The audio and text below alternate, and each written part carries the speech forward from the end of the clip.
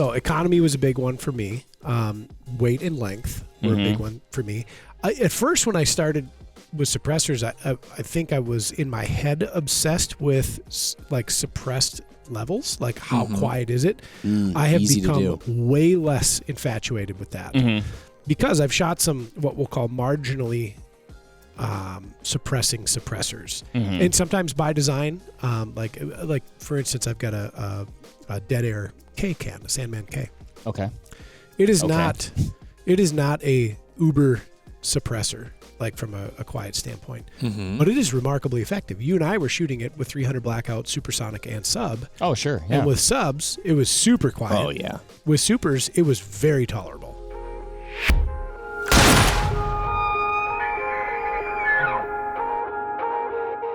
What is up, everybody? Mr. Jim to my right, Mr. Ryan Muckenhern across from me directly, and Mr. Rob Morell across from Jim directly. Hold on. Shh. Quiet, everybody. We're about to talk about lightweight hunting suppressors. He gets better every time. I know. I don't think that was my best, but it's good. It's something. 1,000% It's the the guy first time you moonlights. shushed all of us. I know. Yeah, I didn't mean it, though. You know what I mean? No, Like it was. I loved it. I'll almost guarantee he moonlights for Laffy Taffy. I'd agree with that. Ryan, stoke level on this one. How long have you been wanting to talk about lightweight hunting suppressors? Long time, but I have to make a public admission first. Okay. I am so new to suppressors. Rob has had the great honor of watching my emotional roller coaster up and down the tracks for the past couple years on this. I was unusually resistant to suppressors. Yeah. Total anxiety. I was worried about paperwork missteps. I was worried about trusts, and I was worried about fingerprints, and and I thought for sure that it would just be the most anxiety-inducing process possible to go through and get this done. In reality, What got you over the hump? I think it was mostly just kind of one of those ask or get off the pot moments. And I don't follow. It was a Ryan. classic tale of Ryan knowing that he wants something, but being completely unable to go out and acquire it simply because of his own internal paralysis. Yes. That's what I was going to ask. So often. If It happens with his grill. It happened with suppressors. It happens with classic firearms on Gunbroker. I lost that bid. I know. And I like the way that you said that too. And it's there's a deeper meaning to you saying I lost that bid. Yeah. Because yes, technically you didn't bid enough to win it, but I bid.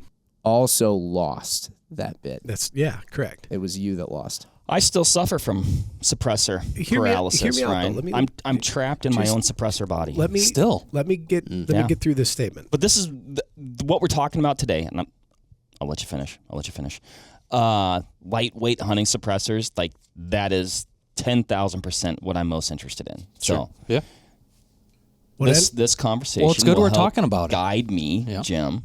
Yeah, lightweight hunting suppressors, blah, blah, blah. What ended up happening? You know, I made a point to have I'm you never here gonna today. finish this No, statement. I know. I mean, we could have a conversation. Ryan should finish the statement. Sorry. If you're on the fence, if you're listening to this or watching this, and you're on the fence about suppressors because of all the internet rigmarole that goes on about how it has to be done and all that, the system's in place right now from your suppressor retailer, from the ATF. It's not hard. No. It's not difficult to do. I will go so far as to say the ATF is being very helpful to get this through. I'm not crazy about some of the things that I have to do, but it's not like I have to go on some unbelievable quest and journey, fight tigers, lions, and bears to get it taken care of. I've heard that when a lawsuit got dropped in the lap, they were also unusually even More helpful. Very more helpful. than they perhaps weren't before. Do you guys realize how many rotten tomatoes are going to get thrown at you in the comments for even So be it. I said that slightly insinuating? I said they weren't helpful before, and now they've at least picked it up. The bar was resting on the ground. A lot of people have a no tolerance policy. The bar was dug underground. Okay. Jump over this And- credit card. Yeah. So like it wasn't even visible. And perhaps now you could pick it up with a metal detector. That's how much it's been raised and where it still is today. I will say, I get it. So we've got a variety of suppressors on the table here to talk about. I'd say some, definitely fall within the lightweight hunting suppressor category. We have some, I guess, as examples that are like pretty much there, but a little bit of contrast. But we were going to have a few more, but then people took them home.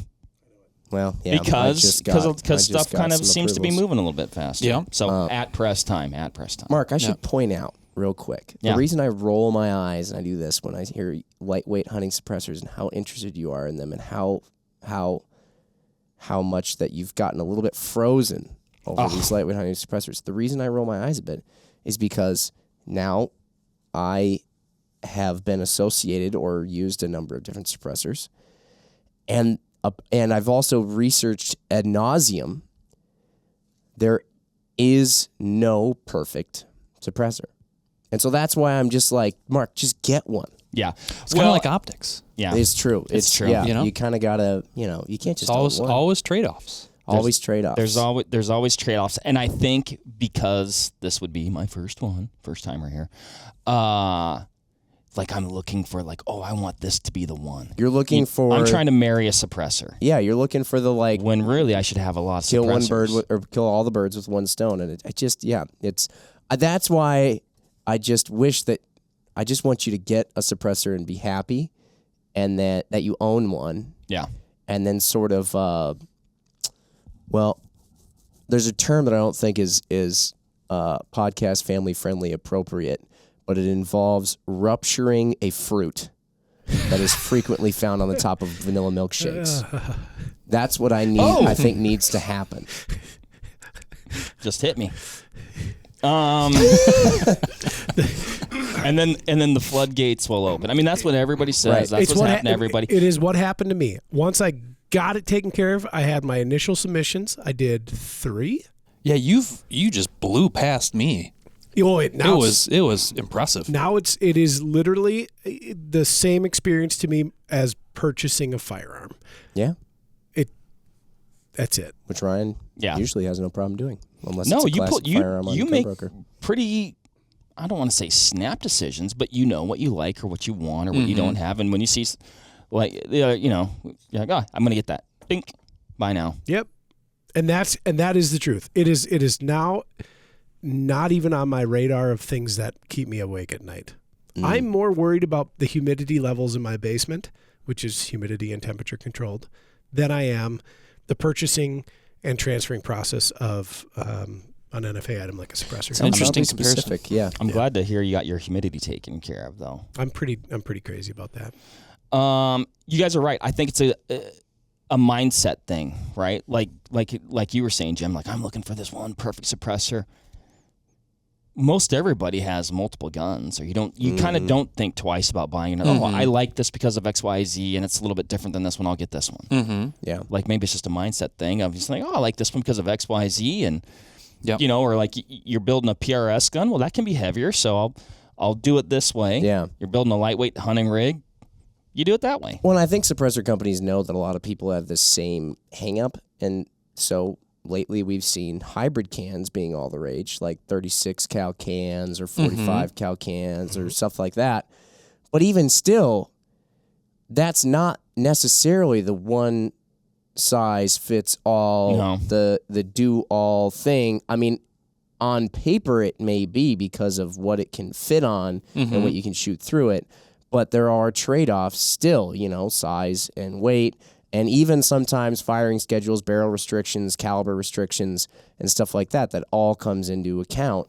So anyway, I think, that's a lot of the stuff we're going to probably get into. Speaking of on paper, Jim, now I've got this in printout version. Rob's got it on his computer. Rob, you made this just fantastic spreadsheet breaking down. Thank you. A ton of different great suppressors. Yeah, we've got about 33, exactly 33, in fact, on the list right now. Maybe a little bit more than what was needed for lightweight hunting suppressors, but I wanted to have a comparison in case we wanted to compare it to something somebody had.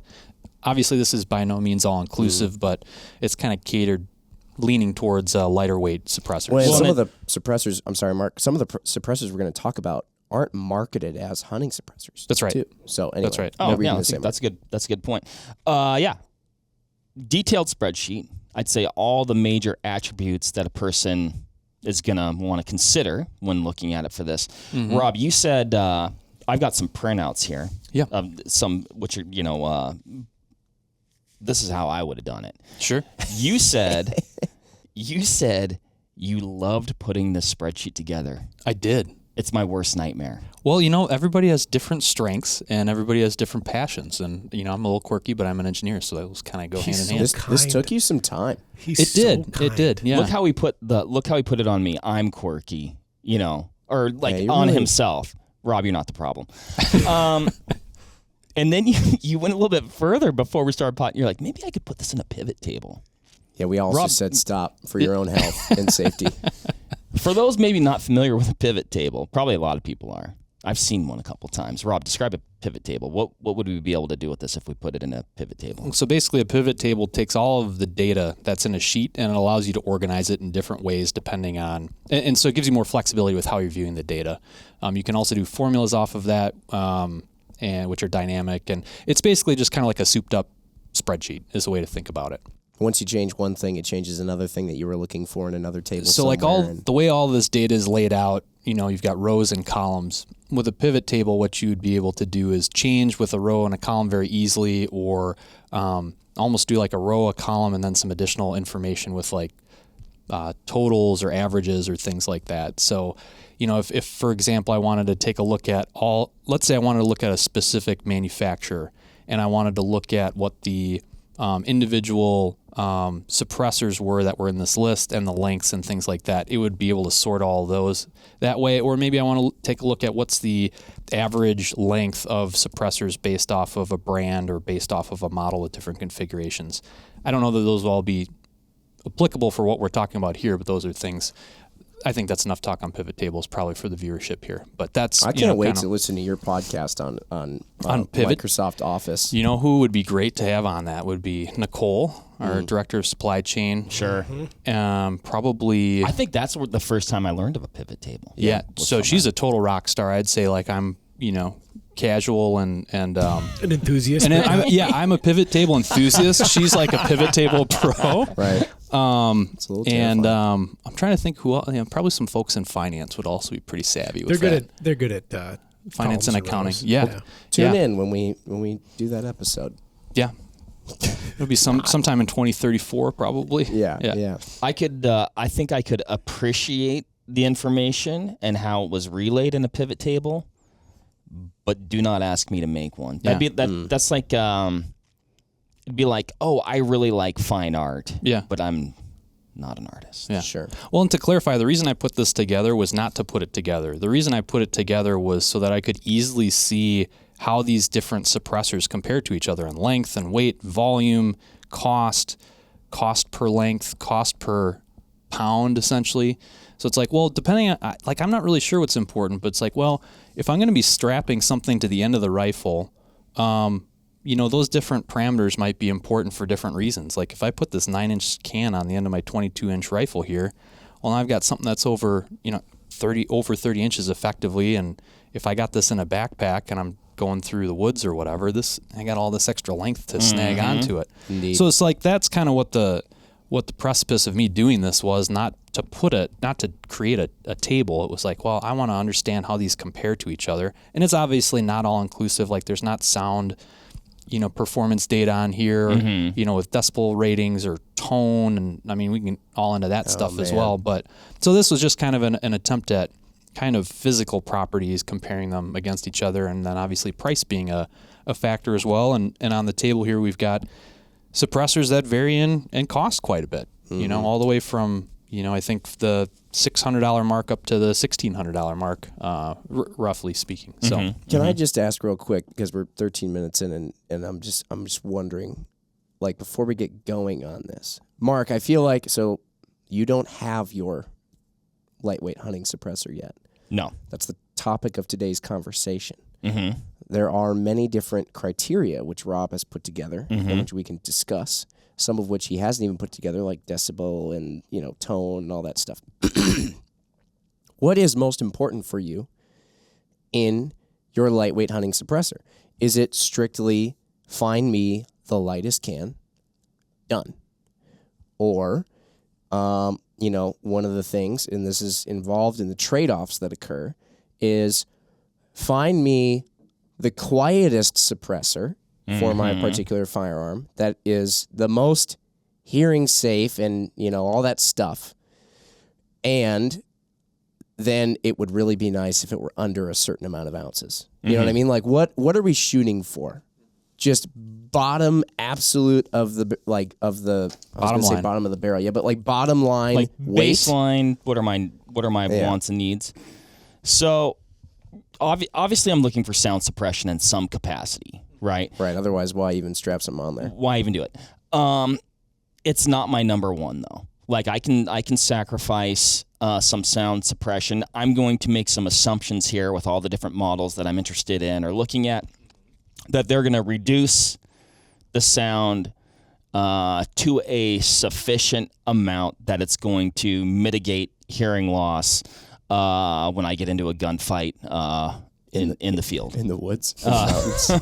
With a bolt action rifle. Which doesn't happen that often, but it has. I've been in a few situations where it's got a little Western, where I think of like, probably like actually just about 5, where maybe things didn't go as exactly as planned, and you end up firing, 3 to 5 shots in fairly rapid succession, right?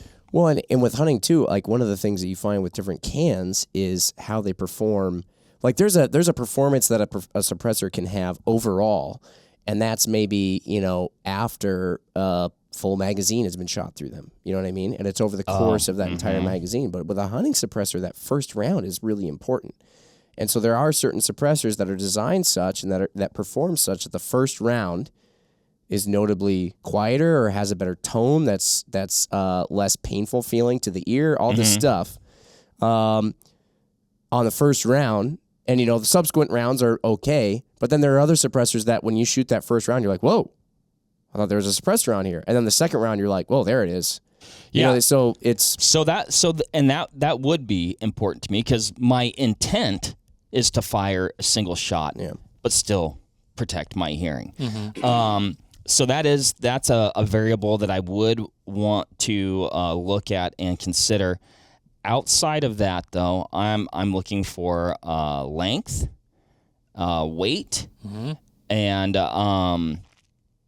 potentially even diameter. I'm also looking lack of all those things, right? Like minimize all those. Minimizing those 3 things. Rob, you were talking about strapping your rifle to a pack. The way I like to carry my rifle, I carry it on the side of my pack, right? So side of my pack, barrel up. That puts the buttstock of it, maybe even just a little bit above my hip. Yeah. So if you do have any overhanging brush or things like that, I'm looking to not have it be a super long package. Even in my regular unsuppressed rifles, I gravitate towards a shorter rifle. You don't want to look like the when you had Army men, there was the radio guy. Yeah. You don't want to look like that guy. I'm not trying to have like a huge antenna or hang up on stuff. Aesthetics are really important to me. Like, so even the rifles that I probably will likely suppress, like I think you've got a proof barrel on that one there. Yep. I like a larger diameter barrel. I feel like it's less of a... to me, it's like visually less jarring than having a suppressor hanging off of like some pencil thin barrel, or even just like a standard barrel. So yeah, but mostly I'd say it's like, and maybe that first round pop, if you will, Jim. I don't know. Is that something that you generally find like on a manufacturer's website? I've seen the claims, but I think everyone it's will also claim that first round pop is dramatically reduced with our innovative baffle system. Yeah, I think it also depends on a lot of other things. Atmosphere. the cartridge, the amount of propellant gas that's moving through it, the velocity at which that propellant gas is moving through it, the barrel length. There could be a number of factors that change that, and then subjectivity. And I haven't shot every can on the market, but I have noticed that some are you just notice that they're a little bit better. But so primarily for me on like general specs, length, weight, like I said, possibly diameter to a degree, and also it's not necessarily important to me to be able to like shoot like long strings, high volume fire, full auto. Do you care to shoot it on any other guns? Like being able to move the suppressor from one rifle to another? Yeah. Like, so I'd probably for other hunting rifles though, like you don't care if it can go on your AR though, is kind of what I'm curious about. Yeah. Not for this The one. only stuff it would Not be for on this is one. like bolt action rifles where volume of fire and rate of fire and all that stuff is not, and arrow length is not going to be a tremendous. Yeah. And I think for the sake of this discussion, that's probably how I'd see people intend on using a lightweight hunting suppressor. Yeah. Right. Yeah, if you're going to call it a lightweight hunting suppressor, it's probably not your... Most of your criteria, Mark, were the same that I was pursuant of, right? So I'll throw in economy. To me, that's a big thing. Yes. No, I forgot that, Yeah. I don't think you forgot it. I don't think it really... It's okay if it doesn't matter to you, Mark. It does matter. I know sometimes we joke around, but like genuinely, if you're going to get one suppressor for your hunting rifles that you're going to move around, like it's really okay if you're like, I don't care if I spend $200 more to get the one that I want. Well, and here's kind of an interesting thing around that. It's not like when you buy a gun or you buy an optic or you buy something else where there's some sort of resale market for it. Right. Because it's an NFA item, I mean, there is an avenue where you could sell it. Like I could sell something to you, but it's just so like cost prohibitive to do it that nobody would really want to do it. And time prohibitive. And time prohibitive too. So it's like, yeah, when you do buy a suppressor, I get kind of the initial stress about buying your first one because you're like, well, I can't resell it, like all of these things. And it's just interesting. You buy that first one, and I'm interested to see you go through this journey, Mark, because I know you will buy one at some point. Hopefully it's there. I mean, we had Silencer Shop here a couple of weeks ago. We did a talk with them. I'm kind of surprised that didn't get you over the hump, but I'm over the hump. Now it's just which one. All right, so hold out. Yeah. So anyways, well, we also talked to him like 2 years ago, and I thought I was over the hump then. I know. I was there. I thought in it was fact, push him over. About 8 months ago, we assigned Mark a January 1st cutoff date to make his first purchase. When did you do that? He goes, fine, I'm doing it. Yeah. And then January just like that. 15th came, and then he's like, I know, man. Yeah. But back on track. I did put in for some big game tags the other day. Did you? That might have. That put a dent in it. Yep. So economy was a big one for me. Weight and length were a big one for me. At first, when I started with suppressors, I think I was in my head obsessed with like suppressed levels, like how quiet is it? I have become way less infatuated with that because I've shot some what we'll call marginally suppressing suppressors, and sometimes by design. Like for instance, I've got a Dead Air K can, a Sandman K. Okay. It is not a uber suppressor, like from a quiet standpoint, but it is remarkably effective. You and I were shooting it with 300 blackout, supersonic, and sub. Oh, sure. Yeah. And with subs, it was super quiet. Oh, yeah. With supers, it was very tolerable. And okay, so I'm taking the edge off, like you said. And that was indoor with 300 blackout, right? Yeah. At the range, yeah. Yep. Which it's always loud in there. Yeah. Yeah. So length, weight, economy, less concerned about suppression levels. And then also a little bit of versatility. I wanted the ability to, say, change my mount interface from, say, a half 28 to a 5/8 24 or a metric thread if I have one of those. I wanted the ability to, Rob turned me on to a company called Reardon Manufacturing where we can put in an adapter for a number of various suppressors and then adapt them to a muzzle device. Yep, that's what's on that Omega 9K down at the end, close to Jim there. Okay. So I wanted the ability to somewhat standardize my mount interface so that I didn't have to do a lot of monkey business. I wouldn't exclude a particular suppressor from a particular rifle. And because I run the gambit of barrel diameters from pencil thin and like very eclectic thread patterns, like Kimber's thread pattern is very not standard. Okay. Although it is a standard thread. Yeah. It's just small. To half 28 to 5/8 24 to a couple metrics. The ability to do something like the Reardon device that Rob has on his Omega there, standardize my interface and then just plug my suppressor in because it has an adaptable mount solution. Fantastic. That's what I wanted. And then there were some other icings on the cake too. I'd been recently exposed to suppressors that have muzzle brakes on them. And if you've ever fired a muzzle brake on a rifle, some people say they make the gun louder. So you'd think looking at a suppressor with a muzzle brake on it, somehow that's going to work backwards. And you're going to unsuppress like something. 2 steps forward, one step just, back. Just to clarify, what you're talking about is like what's on this Harvester. Correct. And then what's on that Mac Brothers Zenith, right? Yep. Right there. And The holes on the end. Correct. Yeah. Yep. Farthest from the barrel.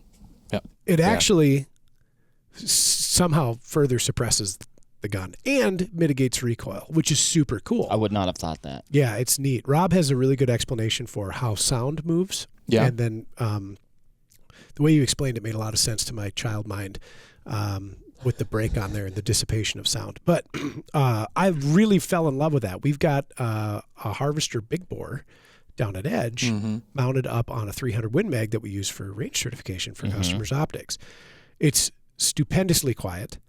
And it's so pleasant to shoot. It's nearly identical to our heavy-barreled 6.5 Creedmoor that we shoot. It's got a little more push, certainly. Physics dictates that. But the snap is gone, and the gun is so controllable. And I said, okay, that's a prerequisite, because I do shoot lighter-weight rifles. I do have higher recoiling guns. I wanted that. I also wanted it amendable. That Mac Brothers Zenith, I can pop that end cap on and off. We've got a couple other examples. You can do a solid end cap or the break end cap that's on there. Yeah, a couple other examples on the table and then on this chart too also have that feature, which I thought was cool. So when I touched that can for the first time, that was February of 2022, I was like, oh, wow, this checks all the boxes: weight, length, economy, modularity, versatility. Yeah. Well, Jim, when you were talking about like, oh, would you want to put this on multiple rifles with a system that works like that? That does give but then you're probably sacrificing a little bit in the weight category. You may. Possibly a little bit in the length category. Could be. But then you're gaining in Yep. that flexibility, versatility category. Yeah, and it kind of, I went on a similar journey. Well, I was kind of the one that turned you on to that Reardon interface, which I looked at all of the different ones, or at least over 80% of the ones that are on the market. The reason I landed on that one was user serviceability. Like I can get to that if it gets carbon locked in the can, and I want to switch over to like a direct thread adapter for some reason. I can get to it because there's wrench flats on there, and then the amount of muzzle devices that were available, the relatively low weight for the adapter, the suppressor adapter plus the muzzle device was attractive to me. And then the design of a taper in front of the threads that helps prevent carbon buildup from accumulating on the threads, so you don't get carbon lock with your muzzle device to the adapter there. So kind of all those things led me to standardize on that. I was planning on originally having muzzle devices on every single gun that I have. I've since kind of changed over to doing a direct thread on my bolt guns, and then all my gas guns having a brake of some sort. And the thought process on that is higher firing schedules on those guns, and then I've got that brake acting as a little bit of a sacrificial baffle for the suppressor. Whereas on these bolt guns, I'm not shooting a ton of rounds down the barrel. Yeah, you're not burning them down. So I can cut down on the weight a little bit. Granted, it's only like 1 to 2 ounces for the muzzle device, depending on what the one is from Reardon. Shout out to Robin over there. But so you save a little bit of weight there, and then cost too. Like, if you want to outfit every single rifle with a muzzle device, that adds up pretty quick as well. But otherwise it's nice having that modularity to be able, and that's kind of what I got really upset because I was at the range one time. I wanted to shoot one gun, and I left my 5/8 24 adapter at home. So I was going to take it from my my PCC and move it over to a different gun, and I didn't have the right adapter, so I couldn't shoot that day. And I was like, you know what? Dang it, for this one, I'm gonna get some sort of standardized mounting system so I don't have to worry about it. Perhaps irrational, but that's kind of how I got there. No, sometimes it just takes one instance to make you so unbelievably upset and annoyed. Yeah. I've been there. Yeah, for me, it's like all of my cans need to be able to then just go to war at any moment. And so I'm like, they got to be tough. They got to be able to go on basically any of my guns. And so I just don't care about the weight that much. I did bring 2 of my lighter weight cans. In fact, one of them is not here because I brought it home so excitedly, put it on something and forgot to bring it in. It's my Rex Selenium can. So sorry, Mr. Rex. I do apologize, but It's probably the one you would have wanted to have here most. Oh, it's the one that I would have much preferred to bring of all of my cans for this particular conversation. Would have most obviously stood out among the rest of them. Rob did update the spreadsheet, though. I did, yes. Because the numbers on it, in fact, for a lightweight hanging suppressor, it's funny. We did it live. Are really convincing, but then it's also, well, we'll get into it. It doesn't have any restrictions. No. There's no restrictions on it. Yeah. That's something I feel like a lot of people. I don't want to be restricted. I don't like to. Don't tell me what to do. Nobody puts Jimmy in a box. Nobody puts baby in a corner. Yeah, but that's something that we can talk about because I didn't realize until it was probably this year. I just got my first set of 8 cans or something like that I had transferred. Never once looked at any restrictions on. I didn't know you had restrictions. I just thought your only restriction was the bore. So it was like you just don't exceed that and you're good. But then all of a sudden I started noticing that there was all these rules. All these rules. And I didn't like rules. I don't like them. Rules. Well, you know the reason why there are barrel restrictions or caliber restrictions on some of these. Maybe you can explain it scientifically. Yeah. I won't get too scientific, perhaps, but it comes down to, and I'm not I don't have any experience designing suppressors, so there's. I don't have experience there. But from a material science standpoint, that probably goes into it to a certain degree. Specifically with titanium, which is important for this conversation because titanium lends itself to being lighter weight than steel, as an example. And aluminum, too, because some suppressors have aluminum baffles and stuff. That's right. Anyway. So if you look at aluminum, I mean, it's quite a bit lighter than steel is. So if you talk about that Rex can, that's a 17.4 precipitation hardened stainless steel. If you look at the weight essentially of same design can, if it was aluminum compared to that 17.4 stainless, it's going to be about a quarter of the weight for the same design. And then for titanium, you're going to be about half of the weight. Compared to the same design in a 17.4 stainless. So it's great for a hunting can because it's lightweight. We talked about that being important. Well, it's the title of the podcast, right? You're not gonna be, shooting a lot theoretically with it. Maybe in a worst case scenario, you have to rip off 5 rounds. Right. And you're gonna see that suppressor warm up or get hot as you shoot. And typically after, a couple magazines, so way more than what you're talking about firing, you're going to see a suppressor get up into maybe the 500-degree Fahrenheit range. Not really a huge issue except for aluminum. So aluminum's got, I'll call it the creep temperature. So the creep temperature is when something gets hot and it starts to deflect under its own weight. So if you've ever seen, something get super, super hot in a bonfire or something like that, and it looks like it's starting to melt, but it's not melting, but it's starting to fold over on itself. That would be the creep temperature. So for aluminum, that's about 300 Fahrenheit. Okay. So you put an aluminum suppressor on an AR, life's going to be bad if you're shooting a lot because that bore of the can is all of a sudden going to start drooping under its own weight, and then you're going to get a baffle strike and probably a catastrophic failure on the suppressor at some point. Nobody likes that. No, life's bad when that happens. Titanium, you're getting it's about double that, so it's about 660 Fahrenheit. So again, probably not great for a heavy firing schedule, which is why you're going to see on some titanium suppressors, it's not rated for full auto fire. It's not rated for certain calibers, perhaps, and that's kind of part of the reason why. And certain calibers have different barrel length restrictions because, depending on how long it takes for that powder to burn, you don't want to have it on too short of a barrel, and then you got powder burning in them, Yeah, and you have if you have powder burning inside the suppressor, then that obviously, ratchets up that temperature of the suppressor as well. So that's, I think, some of the reasons why you see restrictions on barrel or caliber. Some of the other reasons could be with how the suppressor is constructed and basically all of the things that were done to keep it mechanically together. So those are some of the things I think that'll lead to barrel restrictions on suppressors, and then obviously risk tolerance of the company as well. It may be designed to do more than that, but they don't want to advertise it for whatever reason that might be, and obviously that's everybody's own prerogative on how they want to market the suppressors. Right. So we've all experienced some cans physically sending rounds down the barrel and through the suppressor in a way that the company did not recommend. Yeah. But then you kind of wonder, you're like, well, how lawyered was that recommendation?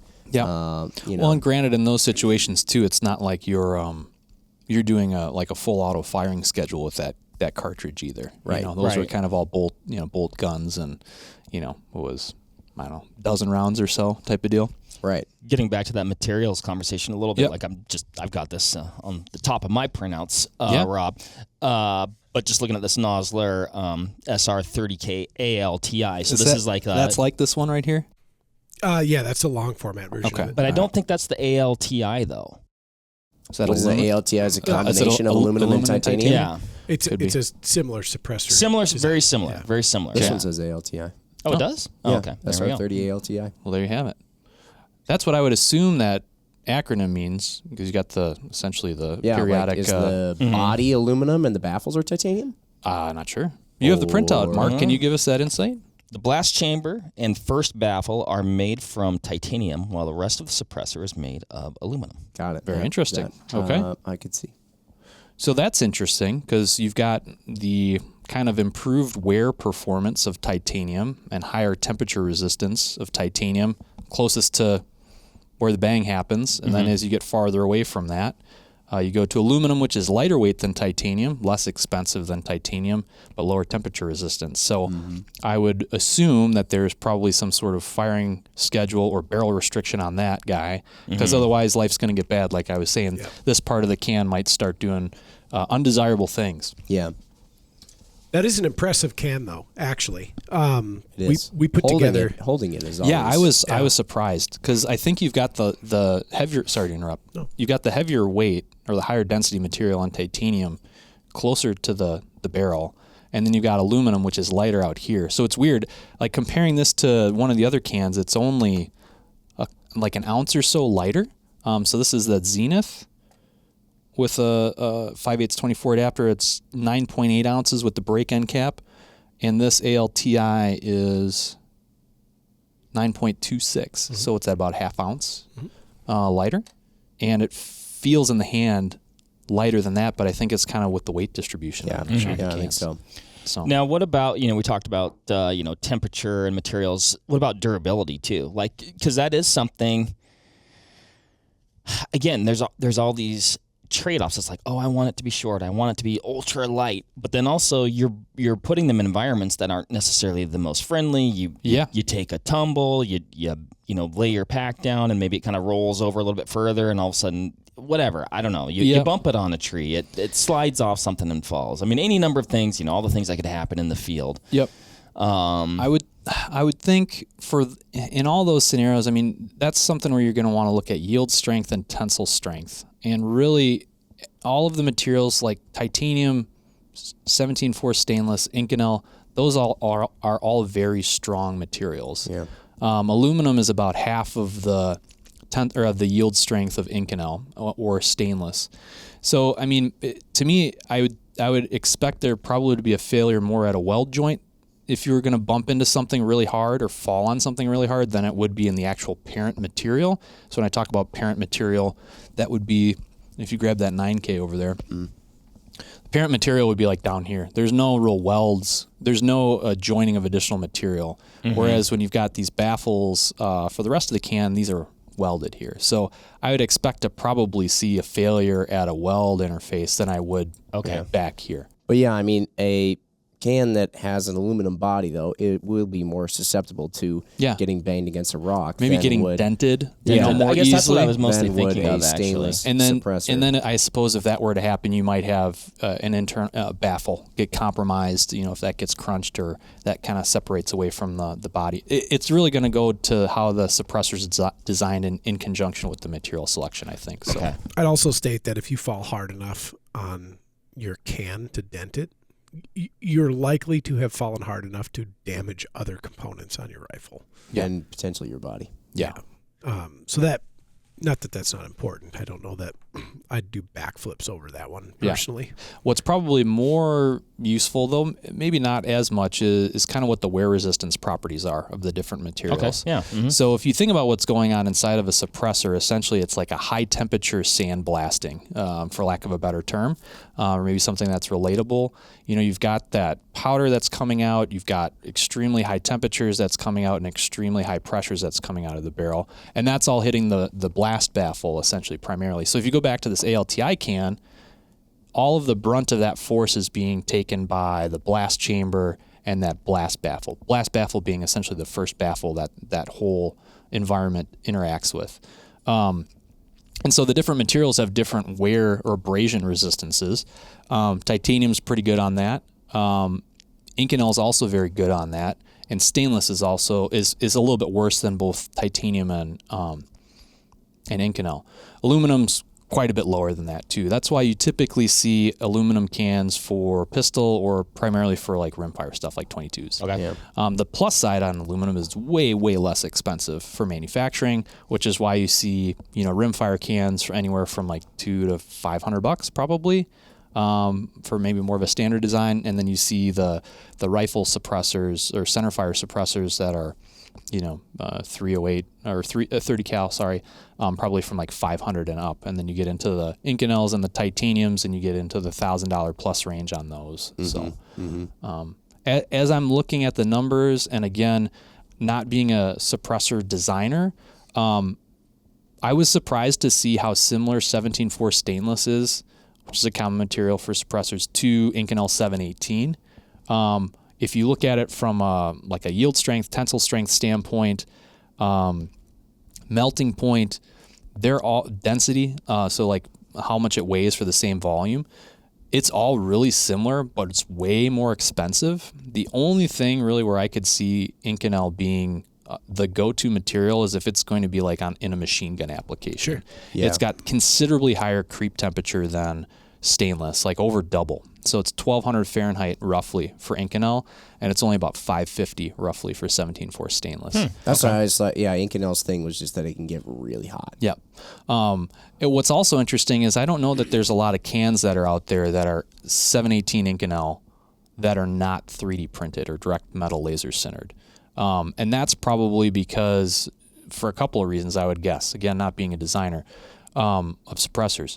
One, if you were to buy bar stock, so if you buy a tube of material and you machine everything away to create the baffles and create, the structure of the suppressor, Inconel is crazy expensive. Like it's more expensive than titanium. Titanium and Inconel are both kind of aerospace materials based on their strength, wear, and high temperature of performance. But it'd be crazy expensive to machine one of those. And so once you get into 3D printing, that's kind of an expensive manufacturing process anyways. And so if you look at the powder metal cost for titanium compared to Inconel, it's probably closer to parity for those two. And then also you can do with 3D printing some things geometrically you physically cannot do with subtractive manufacturing, with like typical lathe work or things like that. Yeah. You're not removing any material either. So like when you buy a bar stock thing of Inconel and you're going to remove there's 90% of it, then 90% of that giant bill that you just paid is laying in the chip. Bucket. That's gotta be hard to see. Oh my gosh. Yeah. That would be I mean, we see it down here all the time with aluminum, and it's like, well, thankfully, we've got kind of a recycling program for that where we get some money back. But yeah, I mean, you take that and you multiply it by, I don't know, 10 or 20 for Inconel. Yeah. And Is Inconel a hard material to machine too? Yeah, I mean, it's got different feeds and speeds on machines, and a couple of jobs ago we did some mineral insulated cable for making temperature sensors for aerospace and defense and things like that. And so we did things with Inconel. We did things with Hastelloy and some other exotic materials. And going through the draw dies on those, I mean, you would just burn through draw dies. Yeah. The annealing cycle needed to be different. So basically, when you change the shape of something, you introduce a whole bunch of stresses into the grain structure of the material. So then, in order to relieve those stresses, you typically anneal it, which means you bring it up to a temperature which is below the melting temperature, but it allows that grain structure to kind of settle. And then you have a ramp up and a hold and then a ramp down that's very specific for each type of material in order to relieve those stresses. And so at that manufacturing job that I had, we'd take something that would start at like a 3/4 inch outer diameter, and we would basically draw it. We'd pull it through a drawing die, and we'd do that, I think it was like 12 times to take it down to something that was a 1/16 of an inch. Oh, that's fun. And so you have to anneal it every time, because otherwise, if you didn't do that, it would just snap in half. Gotcha. But yes, sorry, that was maybe more than you bargained for there. It's very difficult to work with compared to like, a stainless or like an aluminum or something like that. Yeah. So Completely outside the scope of this conversation, but hearing you talk about, essentially applying heat to relieve stresses. We did that podcast on cryogenically freezing barrels, and that was applying cold to relieve stresses. It seems, I don't know, hot and cold. And yeah, it's like, I mean, if you're having a muscle issue, basically what you're doing with temperature is changing the grain structure of the material. So I don't have as much experience with cryogenics, so I can't really speak to that intelligently, but I would guess. That's probably not changing the grain structure of the material. It probably is. It's probably taking those grains and it's making them even smaller, which is probably increasing maybe the hardness but it's also making it more brittle, would be my guess, is what's happening when you do that. Mark just looked at me because we were just talking about cryogenically freezing a barrel. He's like, oh no. Brittle? I'm out. But again, maybe not permanently though. Like I imagine, like probably while it was at that super cold temp. Yeah, if you dropped it. Have you ever taken? Have you ever played with liquid nitrogen at all? No. Okay, so like if you take something, you take like a tennis ball, you put it in liquid nitrogen, and then you drop it. Typically, a tennis ball would bounce back up. You put in nitrogen, you drop it, it just shatters into thousands of pieces. You've seen Terminator? Yeah. Yeah. Which one? The one where they dunked the gentleman in liquid nitrogen. Oh. I think that was the second one. Could have been. But I don't remember that, but it's been a long time. That's an old movie. Yeah. I watched the first one fairly recently, but we didn't make it to the second one yet. So we used that when I was at Harley Davidson. We used that to do I'm way outside my NDA period with them, by the way. So so when I was working on a project there, we were basically trying to simulate what a flywheel and a drive shaft were doing, interacting with each other. Maybe it wasn't a drive shaft; it was a different component. But basically, we didn't want to introduce any stresses with the welds. So what we would do is we took the flywheel, we put it in an oven to heat it, and then we took the shaft and we put it, basically we dunked it in liquid nitrogen. And so it contracted this piece and it expanded this piece, and what that allowed us to do was essentially create an interference fit, but without creating any stresses from welds. So we were able to test kind of parent material, like I was talking about that before, where you typically would see a failure. We were able to test what was going on in the parent material directly outside of the heat affected zone of the weld to make sure that the design was done properly and wasn't going to fatigue over time. And then we subsequently tested the weld with a separate process. But Interesting. Yeah, liquid nitrogen's a fun thing to play with if you can get your hands on it. You need a license, I think, generally to buy that. But well, we'll look into that. License. Jim is I just thought, hands up. Jim's like, I don't need rules. that. Yeah, I don't need that with my Rex can. Yeah. Probably dunk my Rex can in liquid nitrogen. It won't break. I think it comes with liquid nitrogen. Oh yeah, that's true. Where are we? Let's attack the list. Yeah, let's attack the list because that's there's a what I lot was of stuff on thinking it. too. I mean, are we going to go through every single one? That's kind of tough. No.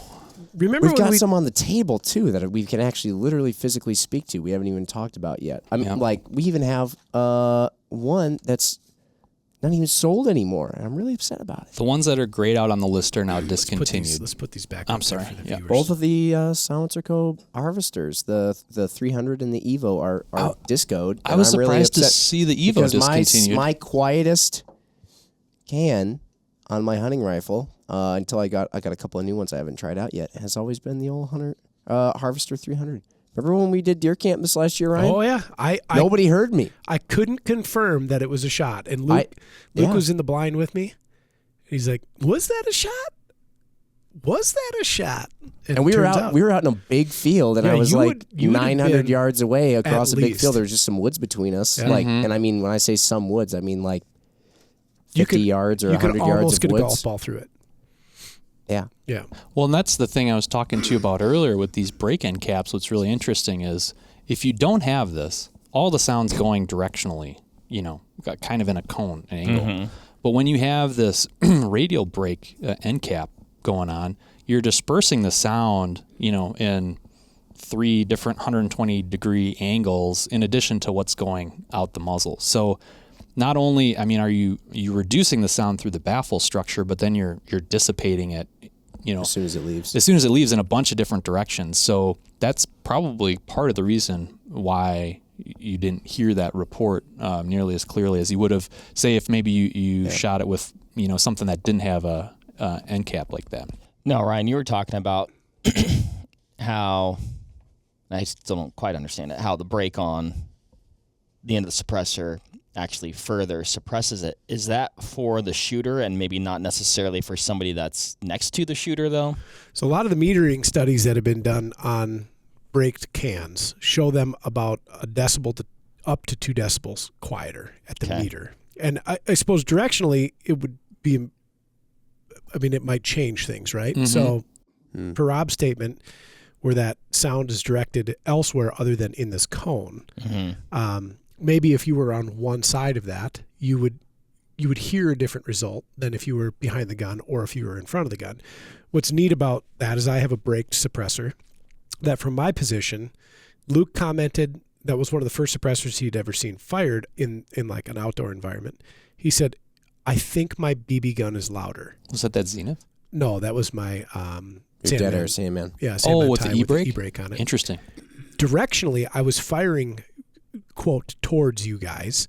Of course, we had lots of things. Topography. Oh, this was on the deer hunt then? Yes. Oh, okay. We had topography between us I could not see Jim and I could not see Mark. I don't want to make it sound like I was firing towards them. No, yeah. Many things between us. My direction of fire was in your direction.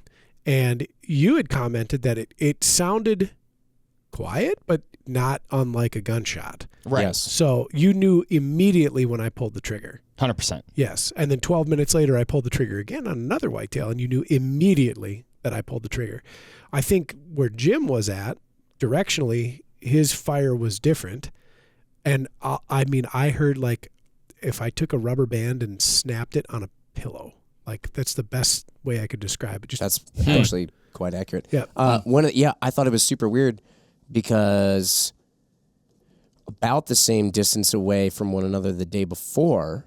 Oh, and this is what got me into the whole, I would love to look into the science of how suppressors sound from just different locations. Mm-hmm. Because you didn't shoot on the first day, did you? No, sir.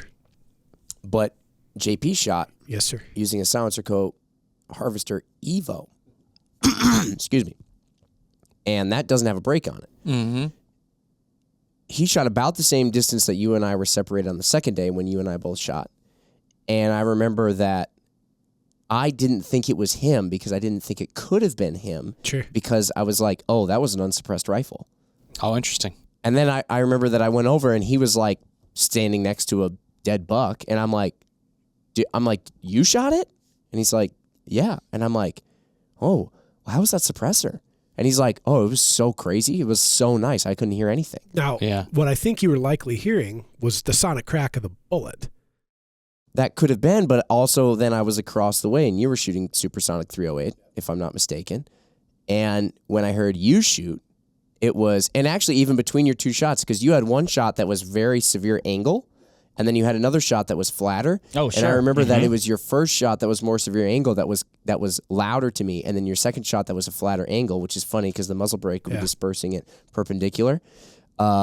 That one, I actually thought it was two different people shooting, but then it didn't make any sense because I was like, there's only one guy over there. Yeah, that's actually really surprising to me because I would have expected the earth to like soak that, I don't know, like for lack of a better term, soak it up versus reflect it. Yeah. Oh, it was so bizarre because we had all these instances of different suppressors shooting at different angles and distances apart, and the reports from the shooter and then other people around in different areas were all different. Yeah. Some people would be like, I didn't hear anything, and some people would be like, I swear you didn't even have a suppressor at all. Yeah. Jim, I know from just location-wise, both the deer that you shot, I knew that you shot the deer because I could see them get shot. That's right. Actually, both times it was like I just was rubbing your nose and I just did it right in front of you. Yes. Both times, I'm like the first one, I was like, oh man, I don't know if, because just of where you were, I'm like, I don't know if Jim's going to be able to see it. And then all of a sudden I just see it get flattened. And then I heard the suppress shot. But yeah, it was very obvious that you had gotten the deer. Yeah. But all of the shooters who shot their suppressors, though, were all very pleasantly happy with how their ears weren't ringing. It was just different people around that heard it differently. Well, and I think that gets back to the topic you were talking about before, Mark, where it's like you don't need the most suppression possible out there. I think that was a big eye opener or ear opener for me when I shot my first. Thanks. Nice. I'm a dad, by the way. When I shot my first gun suppressed hunting, it was like, wow, this can is nothing special. I won't say which one I was using, but it was like, I don't have any ringing ears. Like, I know that I shot the gun. Like, there was obviously a recoil impulse and there was a sound report from it, but it was like, I was floored with how much that changed the hunting experience for me. Yeah. Yeah. So nice. Psychologically, physiologically. Well, and that's the other thing I wanted to get to as well is I don't think that from a measurable standpoint, it probably reduces recoil that much. I know it feels like it does, though. And so it's kind of into that whole psychological event where you're not worried as much about this loud bang in conjunction with this loud smack. There's less of that explosion. It's just less violent. Yeah, and so I don't know how to explain it other than that. It's just like when I get behind a gun that has a can on it, I'm way more comfortable pulling the trigger than I am when there isn't one. Sure. Yeah. And so there's something which is weird coming from me because I'm an engineer that's typically very data driven on stuff, but it's like, I can't argue with how the brain kind of perceives things. So I don't know. Maybe this is a good analogy, bad analogy, but like I could take my fingers and snap them in front of Jim's face, and he could probably just sit there. But then like you could pop a balloon in somebody's face, like whoa. Yeah, that's a good point. And really, nothing touched you. Nothing necessarily happened. Maybe a little extra wind or whatever from the balloon, or from that air volume. But like, that's actually a great analogy. Yeah. Jeez, plan.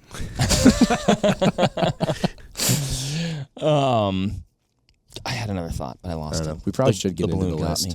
When we talked about this list initially, when we were going to compile as much, when Rob was going to compile all the data, we had drawn a line in the sand that said, we are defining criteria of ultralight hunting suppressor at sub 10 ounces.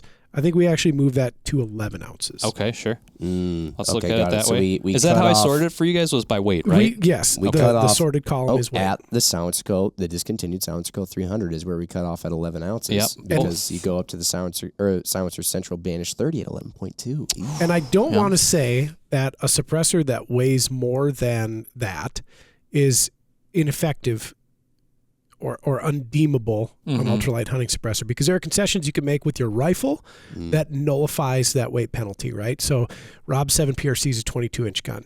Rob could have had a 26-inch gun. Rob would have added many more ounces than 2. Oh, 4 inches. Well, he's got a carbon barrel, but 4 inches of stainless barrel, though, Yeah. especially if it's Even on the carbon. I mean, he's going to tack more. Like if you really wanted to get okay, let's pick one on here. The Dead Air Nomad L, which is a huge volume, big boy, big can. Yeah, that's towards the bottom there, right? Yep. 18.3 ounces. Yeah. Yep, big boy. You could structure your rifle if you were pursuant of a spectacularly rugged suppressor with exceptional suppression. You could structure your rifle to accommodate that can, get those two things that you want without being over the line on some sort of net total weight. Yeah. Sure. Right? Yeah. Well, or like I did with this Ultra 9 that I got, this which is at 11.8 ounces, which it just puts it over, but I'm going to put it on a 12.5-inch bolt gun. Sure. Oh, yeah. So, yeah, that cuts down a lot and it's the Ultra 9, so it's 9 inches long, quite long. And then I also got it in 264 because I know that it's going to go on a 6.5. I didn't get it in a 30 cal, so I'm hoping that the smaller opening that's more Suppression. fit, Yeah. then I'll get more suppression. Well, that's an interesting thing too. I haven't looked at that, but I know going from a factory Tikka barrel to a similarly long. I think this is a 22. I want to say the factory Tikka barrel was 24, but a much slimmer profile and 2 inches longer.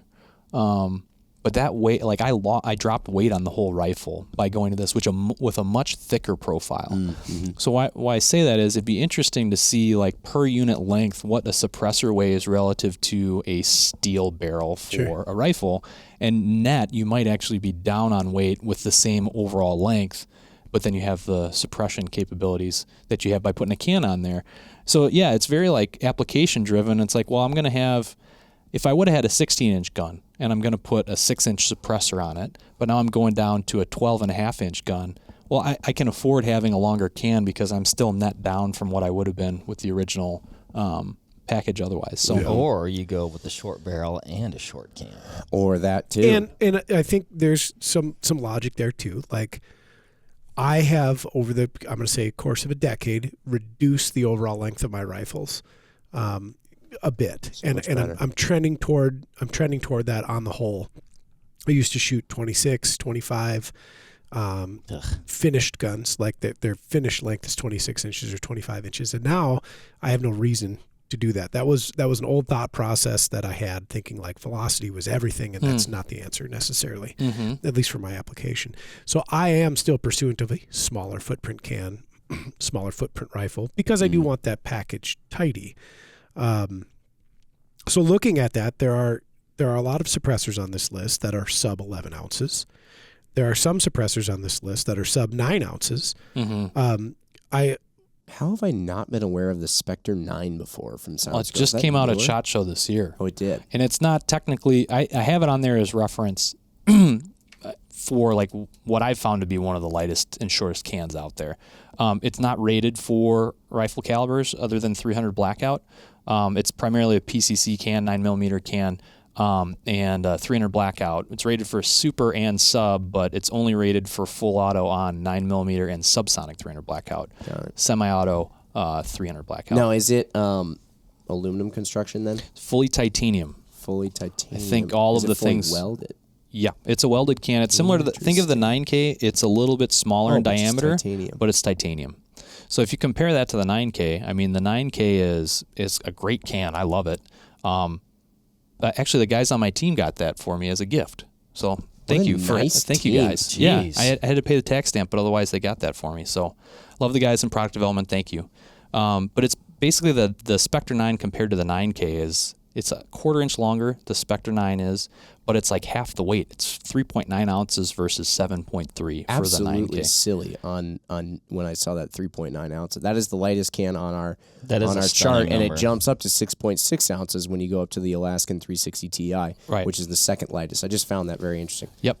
But again, it's not a centerfire, like it's not a hunting can per se, or it's not rated as such, I should say. Yeah, so. The lawyers tell us so you're on your own if you're going to stick it on something bigger. Yep.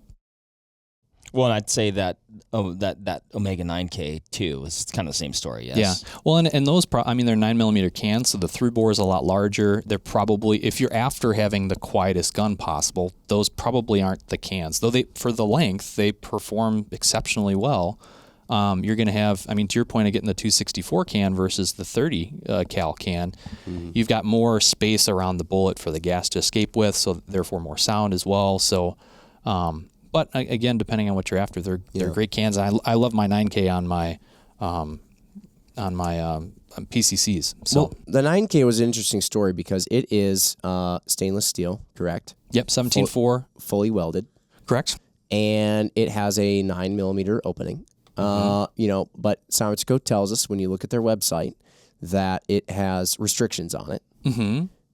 Again, like I said, if you go beyond those restrictions, that's your thing to do, and you're assuming the potential risks. Now, aside from a larger diameter, the Rex Selenium can that we were talking about, which you can custom make with 3 baffles and have that be what was it? How many ounces? 17.3 or 17.8. Wait, ounces? No, that's not right. Or 7. I'm sorry. I'm thinking stainless. 17.4. Okay. Yeah. 17.4 stainless. Yes. 7.3. No, that Rex was where did it go? Here it is. It was 8.9 ounces, 4.2 inches with the thread adapter. with the thread adapter, which I tried to put the thread adapters So, in for all of them for a direct thread adapter. Okay. Gotcha. About an ounce heavier than this, but it's also got a diameter of 1.7 versus 1.48. Correct.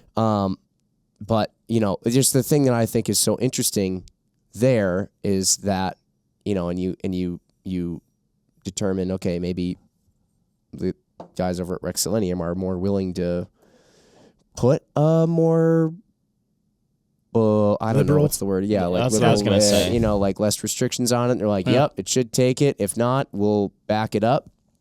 But like some similar things going on there. From a build quality, materials. Yeah. Yeah. Well, and actually the 9K has a Cobalt 6, I believe, blast baffle. So a little bit better wear resistance compared to 17.4. Very interesting. Yep. But yeah, the thing is that, we can say that Rex can is like put it on anything because on their website they say Put it on anything. Yep. No barrel length restrictions, no firing schedule restrictions, no caliber restrictions as long as it fits through the hole. I mean, it's all that. And so you're kind of like, well, kind of Well, cool. on that one too, Jim, can you customize the diameter? Yeah, to you can customize whatever. lots of Like, things. let's say you're like, interesting. I'm going to shoot a 300, so yeah, I'll get the 30 cal. But like, I'm going to shoot a 6.5. So like going back to that conversation of like maximizing sound suppression, customizing the bore diameter to what you're going to be pushing through it. You can do that on the Rex one. We still have to do Project 50 cal suppressor test because I got a custom one and I had it bored out to 50 cal. But then I have all these different end caps for it, so I'm very curious to see how that suppresses Project 50 cal. Nice. Coming soon. That is a noteworthy suppressor. That's Rex Selenium that Jim is talking about. And what I really like about that is you can configure it any way you want. Mm-hmm. You can go from 3 baffles to 13 baffles. You add 1.3 ounces per baffle. He's got it all laid out, as Jim had mentioned, from 22 caliber to a 1/2 inch. So if you want to put this on a 50 Beowulf, an inline muzzleloader, 50 Alaskan, like take your pick, you can do it. Very economical suppressors. Yes, that is They one of the nice start things at about them. $449. That's what's surprising to me about those cans is it's basically an a la carte customizable option. Yep. Which generally has a cost associated Certainly. with it. Yes. And yet he's just like, yeah, whatever. Yeah. And well built, very rugged, as Jim had alluded to. They have no firing schedule, no caliber restriction. Ready to rock and roll. Very compelling model. It's the most. Yeah. I could After see you described a suppressor to a 6-year-old child Yeah. in basic terms, it's what they would assume a suppressor is. Yeah. I buy it. I stick it on anything. I do shooting. Yeah. So are you're kind of comparing yourself then to a 6-year-old because that's what you thought was going to be the case when you got your first one. Are you surprised? I'm just giving you a hard time. So anyway, that was an interesting point there. There's a lot of, when you look at the cans here, like there is this, some of them achieve lightness by being exceptionally short, Sure. like the 9K, for example, or like the Rex can that we were talking about, or some of the other ones. Yep. But some of the For ones sure. on here, though, you look at like the Soundico Scythe TI or the Alaskan 360 TI. That one's nearly 7 inches, and it's the second lightest on the entire chart. Is that this one right here? Yeah. Yes. Yep. It is Crazy. light. insanely light. Yeah. Yes. It's also up there in price, Yeah. It is. Naturally. as it might expect with doing something with more exotic materials. Yeah. Like I was saying, the titaniums, I don't know what the least expensive titanium can is. I didn't put the material on there. Maybe that's something that I'll amend this with. The least expensive titanium can on there, they seem to kind of all be around $1,000 and up for It'd be the titanium. Zenith at $850. Oh, that's a good point. Yeah, and the Enticer L is $865. So maybe $850 and up is where you start to see titanium enter the chat. Yeah. What's going on with the, this is one that I'm not familiar with, that AB Raptor. AB Raptors. Yeah, so AB Suppressor is an interesting company. For you mentioned aesthetics was important. I know that's a very polarizing element of their design. It's basically a reflex suppressor design, which essentially sends a portion of the sound intentionally backward. I don't know if I've got that up real quick, but I can search it. But basically, you've got kind of like these I should have brought my computer. ribs on it. So it kind of aesthetically might turn some people off. I haven't personally shot one. Guys I've talked to that have shot them really like them. And they're pretty short, pretty light, and pretty economical as well. That's kind of what it looks like here. Oh, okay. Gotcha. And then you can also go with different. It'll match the doinker. It looks a little bit like a. It'll match the doinger on your barrel. No, Jim, that is the barrel deresonator. So you can get those Excuse me. in. Thank you for using the correct term. Basically 2, 4, 6, 8, and 10. And also, excuse me, I have to interrupt. Immediately, that was the thought that I had when I looked at. Oh lordy. It sounds interesting. Yeah, those are full titanium cans. They're full auto rated. Jeez, they're cool. So yeah, grade 5 titanium. A lot of pluses. And you can you basically pick the number of baffles similar to the Rex cans that we were talking about just a moment ago, and you can pick how long it's going to be and. Very economical suppressor. Yeah, I always they're not appreciate bad. when people do something slightly different than the way everybody else is doing it. Yeah. So a reflex design, I hadn't heard of that one before. Well, Yeah, and well, maybe you said this, and I missed it. But is that purely a design aesthetic to stand out, or is there? Do you know if there's like Functional a benefit? practical functional benefit of that design? That is a very good question. I'm not sure. My guess is that if they wanted to, they could have made it look like a standard suppressor with either doing a sleeve on the outside that would have caused it to be uniform. But they potentially add weight, maybe. But yeah, it would definitely add weight. I don't know how much it would be because it would be a relatively small amount of material, but it'd be a couple ounces for sure.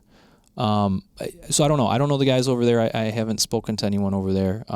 But I do know, some of the folks in my network run these and they do speak highly of them. I'd love to shoot one. I'd love to try it. Yeah. So yeah, I'd be interested to like compare the 2 against the 10 and see kind of what the difference is. Just looking at that one within the length and weight categories, which I prioritize. Yep. They stand out pretty darn good. Yeah. Yeah. I always like doing stuff like this where you take, obviously you said like with the Rex Selenium can, it's 1.3 ounces per baffle that you put on, and then you look at, like the Thunder Beast, the Ultra 5 is 7.8 ounces at 5 inches long. That's the one nice thing about their naming structure. And then the Ultra 9, which is 9 inches long, is 11.8 ounces. So, you take the difference there of 4 ounces, and so, literally they're at an ounce per inch. 1.2 ounces per inch, yeah. 1.2 ounces Basically per inch. the same, yeah. Did I do the math wrong there, Rob? I must have. 5 and 5 7.8 to 11.8 Ounces. Oh no, I'm sorry. You're right. 1. Yep. Sorry, I was looking at something different there. My bad. I didn't mean to challenge you there, but I also just had to confirm that I hadn't lost Nope, all of my math. You are right. I was wrong. I apologize. No. There's another very impressive suppressor. It's the Thunder Beast designs. They're pretty. That's they're this real one right skinny. here, right? Yeah, they're small. Inch and a half diameter. Small suppressor from a diameter standpoint, but they've been around for a long time. They've been doing exceptional suppressor work for many, many years. In fact, one of the first suppressors I ever saw shooting a competition was, I believe it was an Ultra 7, now that I think back on it. Yep. They're very clean looking. They're nothing flashy. Probably 9.8 ounces. Yeah, and they are quite functional. I know a lot of hunters and shooters that run Ultra 5s and Ultra 7s. Yeah. And they're pretty affordable. They seem to suppressors. be durable enough Yeah. for doing things with them that sort of makes sense. Yeah. Because I looked into that one and I'm looking to do, the project. Yes. And the barrel length restrictions on it for the caliber that I'm looking to do was, it was reasonable enough because I wanted to go real short. But it is funny though, like skinny cans, I think sometimes can be made out to be, so like diameter. Let's talk about diameter for a second, because this Soundstrico 300 is like, on 6.5 Creeds is what I've pretty much exclusively ever shot through this can. I've shot a couple of 308s through it. Just incredibly quiet. That's an inch and 3/8, so it's even smaller than an inch and a half. Yeah, it's like a pencil compared to all these other ones. It's the skinniest one I think on the entire list at 1.38. And so I find it interesting that it is in fact so quiet, because I would have equated obviously more volume to just more suppressive abilities. Now this is a very long can. Correct. So that adds volume by length. Yep. But, is it, what all is going on with diameter, I guess, aside from volume? Is there anything else? I mean, No. I suppose, again, you're never going to find this thing in a situation where you drop it where the increased rigidity of a larger diameter tube comes into play enough that you're not also busting other stuff. Yeah. Yeah. So, Well, and what's interesting on that one is, and I think a lot of companies have moved away from a design like this, and I could be wrong on this. I was wrong a couple moments ago. I believe this can is, it's not where the baffles are welded and that's the external diameter like it is on the 9K. All those baffles are welded underneath, and then there's this sleeve over the top. So like a sheath or something. Yeah, exactly. So that's effectively an even smaller volume internally, because you've got that extra thickness for the sleeve that's not part of the actual baffle stack. That if you did have a tumble or something like that and you damaged that sleeve, would that be like a kind of like a sacrificial component that you could just put another one on? Do you know? Unfortunately, it's got the serial number on it. Yeah, unfortunately, we get into the whole serialization element, which I don't know if we want to talk about. We can talk about it, but I don't know. Well, I'll just say this. I think largely most manufacturers have gone away from a design like this. This is discontinued now. I think typically what you see is something where the basically the baffle structure is present of the outermost surface. Like the Mac Brothers is like that, the 9K's like that, this CGS can's like that, but it's 3D printed. This one's maybe a little bit different. I'm not sure on Very this. interesting design on those. On the raspberries. nozzler. Very curious design on those. Like that's got me kind of intrigued. I might want to borrow one of those. You're talking about the nozzler? The nozzler, yeah. Yeah. Talk about it real quick, because it's on there with like a locking collar. Yeah. Oh, because you can change the end section. Then I'm guessing, right? So it doesn't have a serial number on the it. blast chamber. Serial number's right there. Yeah, it's on that. Well, excuse me, it doesn't have a serial number on the thing that appears to be interchangeable. Yeah. Basically, everything back from that chamber, or the larger diameter component, that's your blast chamber. Yeah. And then you hit your blast baffle, and then all the baffle structures forward of it. Very novel muzzle brake that they send with their suppressors. It uses a reverse thread, left-hand thread. Oh, that's nice. Yep. And then a extra layer of security with a jam nut. And we put together 3 or 4 Nozzler, would have been Model 21s that you guys took to Alaska and monkeyed with those suppressors and those muzzle devices. Yeah. Out there. It was very, very nice design. And but I ended up Not using the suppressor again because of just length and weight. Oh, interesting. sure. So maybe back to your question, Jimmy, on volume and kind of what benefit that provides. I think it could be a couple of different things. One would be you have more space for the gas to expand and slow down, so therefore more suppression capability. The other thing might be that you actually physically have more surface area on the baffles, assuming all else is equal. So you have more area to disperse the force. Sure. So you got radial and axial kind of force dispersion, if you will. I think that's probably one of the bigger benefits of volume. That being said, I got to think that also the baffle design comes into play in concert with that. If you didn't have something that would play to the larger volume, you might just have wasted volume. But I'm assuming, again, I haven't designed any of these. I'm assuming the guys that are designing them are taking all of that into account. And so that's what the benefits of having the larger diameter would be. That could be what goes into, like we talked about Rex Selenium, with very, no restrictions on their suppressors, but they're thick boys. Yep. And you look at Dead Air, who also advertises a very tough, rugged suppressor with their Nomads, 1.74 inches in diameter. Yeah. Yep. So that does kind of make sense that it would allow some. It's been fun to watch ability to from first just the I'm curious but not committed to now I'm committed to suppressor technology and ownership. The form factor changing over the course of time. So you have the Harvester, my Sandman tie, for instance, very sleek profile, smaller diameter suppressors. And now many of them are adopting like this Alaskan 360 tie from Rugged. Looks a bit like a tiki, or not like a tiki. It looks like a bit like a totem pole. Yeah, so narrow on the bottom, flares out, and then you have a larger diameter main, what do I call it? Baffle body, I stack? suppose. Yeah. And it seems more suppressor companies are kind of going to that direction. Yeah, I mean, that's what the CGS is like too. Yep. You got this kind of a narrow section here, and then it really opens up. Yeah. So, okay, hey, I'm going to take a quick diversion real fast. okay. You brought up Europeans. Yes. Let's talk Europeans. We live in different worlds. We do. But you cross that Atlantic, Yeah. whole nother universe over there. Hard to get a gun, Yep.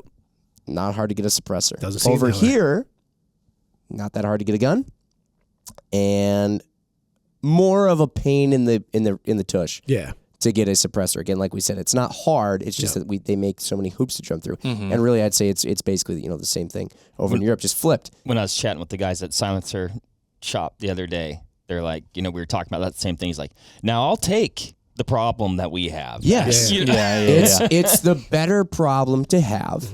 I mean, it's just there's a lot to that. Okay, so that's not why I'm diverting. Yeah.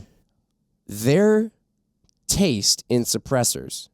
There may be Europeans listening to this right now who have just been tearing their hair out for the last hour and 20 minutes about stupid Americans with their stupid, overcomplicated, really expensive suppressors. Yeah. Oh. Because that's not how they roll. None of this is how they roll. How do they roll? Right. Reflex suppressors. So over the barrel. Oh, so like the OpSync design Yeah. for the Mark 12 platform. And that's like one of a very small handful of suppressors that we have available to us in the States that incorporate that design. So can you explain how that works then? So Rob had alluded to it earlier. Like can see about- 50% of the suppressor actually goes over the top of the barrel. So it's moving a chamber backward, so that if Rob had a reflex suppressor design on his Tika here, it would go over the barrel some amount. yeah, and then he would have only a small amount of primary baffle forward. I like that. So it doesn't increase the Or length a lot. I think I like that. And Europeans don't like super long guns. No. Right. Nope. The thing though that you would need to have a provision for is some sort of sealing interface on the barrel. So otherwise all of that's just going to come back at you. So like on the Mark 12 platform, which is it's a 5.56 kind of like precision gas gun that I think it was the Army or the Navy fielded. But anyways, there's a collar on here where the suppressor, like it's a tapered surface where the suppressor interface is on the back here. So it's maybe we can pull up a graphic for everybody that's watching, but probably a lot of people know what that is. But the back of that suppressor seats on that. It's a sealing surface, but it obviously comes over the barrel, 3-4 inches. So it allows you to have a longer suppressor and more suppressive potential without adding as much length to the overall weapon system. But then, I also think, okay, I'm just trying to make sense of this. Yeah. So, I'm holding this one up here, bullet starts here, and it's in my mind, it's being suppressed this whole length. Yeah. Well, then, if you put it over the barrel and the bullet starts here, it's only going... Yes, but this is all still functional cavity. Remember, all this stuff is happening at a massively small increment of time. Here's the flow. Here's the flow as path. that bullet has passed the. That's the flow path for the gases. So your threads are here. You have a diversion of exhaust gas coming out of the barrel and being redirected rearward. Okay. And that's happening immediately as soon as the bullet is the And base of some the bullet is left. some are sealed units. So And this is probably my ignorance of how a suppressor works showing through too. Sure. some are sealed units so that they don't have a need for a sealing component on the barrel, like whether it's a tapered thread or an O-ring. You're talking about some of the European silencers or suppressors. So imagine us just locating the threaded portion distally down the can toward the center, and then it's all contained, and there's just a cavity above internal structure that you just slip over the barrel and threads on. The challenge with that, aside from if you have one that requires sealing components at the kind of mid-barrel point, is barrel contour. So you wouldn't be able to necessarily get one like the proof barrel that Rob has is not an aggressive taper, but it's tapered. You'd have to have something that would accommodate that diameter and potentially taper, depending on how you're doing it. A lot of those European rifles, whether it's a Merkel or a Krieghoff or Sabati or who did, take your pick. The barrel diameter's fairly standard on those. And they just go right over the top, thread on, and go to town. Interesting. They also seem to be wildly more affordable. Yes. Like I mean, it's like... Even with the exchange rate. I remember our British colleague Martin laughing about suppressors. And at the time, it was the Proofmaster of London, too. We were having dinner, and he's like, your suppressors are so expensive. So expensive. Like 3 times the cost of the suppressors that we have. Now, I think that a lot of the suppressors that they have over there maybe don't withstand some of the forces that we'd exert on them, Right. full auto, et cetera. Well, and that makes sense because it's such a pain in the tush, and it has been, and there was for a long period of time, there was these really long wait periods. And so suppressor companies knew that if you're going to buy a suppressor, you're trying to buy something that's going to last you forever. Yeah. Whereas over in Europe, when you can just buy them like you're buying a pack of disposable razors, like, why make it so overcomplicated when you can just shoot it out and then just be like, I guess I'll just go get another one. Yeah. Interesting. Nobody else picked up on Ryan's light flexor. Said there I was with the Proofmaster of London. Oh, I'm so used to it now at this point. They're like pen pals. It's I haven't talked to him in a long time. The that part of Step Brothers. He's the coolest guy. He's one of the coolest dudes I've ever met. Where his brother's in town. He's like, so I'm with like Mark Cuban. Anyway, Ryan, Boardman. are suppressors a trophy fish? No, Mark, they're not a trout. So they do things a little bit differently, which I think is really interesting, and it's almost like a convergent evolution of things. Because we've arrived. Are they light? Yeah, a lot of them are very light. We've arrived at the same end result through 2 different means of design, and I mean they kind of incorporate the same design. There's a baffle stack, etc. But we have something different at the end of 2 different design contests. It's kind of neat. Yeah. Mm-hmm. Yeah. Well, anyway, sorry for the rabbit trail, but I did think it was interesting.